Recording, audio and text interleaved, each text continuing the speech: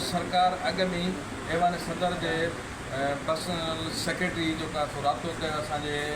Allianz जे chairman हाजी मोहम्मद अशरफ ख़ासकली साहब सां, जंहिं चयो त बाबा अवां जे मक़सद ख़ातिर अचो पिया,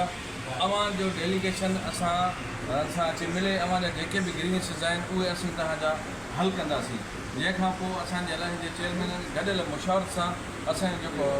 धरणो हुयो उनखे असां हाल फ़िलहाल मुअतल कयोसीं। अॼु असांजी डेट रखियल हुई जंहिंते असांखे घुरायो वियो। असांजो जेको एडवांस बि जेको आहे सो पंहिंजो हुते जेका रिज़र्वेशन थियल हुई उते पहुतासीं ऐं तमामु हिकिड़ो बहितरीनु अंदाज़ सां जेका मीटिंग थी, असीं पंहिंजी जेका सो ग्रीवेंसिस ॾिनासीं, जेके इशूज़ हुया,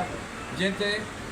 सेक्रेटरी साहिबु चयो, प्रेसिडेंट साहिब जे सेक्रेटरी साहिबु चयो त हीअ तव्हांजा जाइज़ मसइला आहिनि। असीं फिलफोर राति ई जेको आहे सो हिकिड़ो वॾी प्रेसिडेंट साहिब खां सेक्रेटरी ज़रदारी साहिब खां असीं सुभाणे ताईं इहो लेटर तव्हांखे कापी ॾींदासीं ऐं सिंध गवर्नमेंट खे लिखंदासीं त तव्हां सां वेही फिलफोर इन्हनि मसइलनि खे जेको आहे सो हल करे। असांखे उमेदु आहे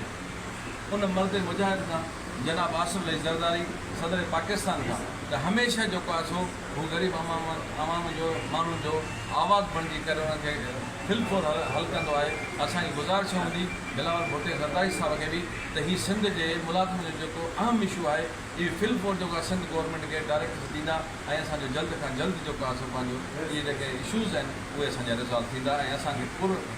पुर उमेदु आहियूं त असांजा जेके इहे इशूज़ आहिनि इहे असांजा रिज़ॉल्व सिंध गवर्नमेंट कंदी।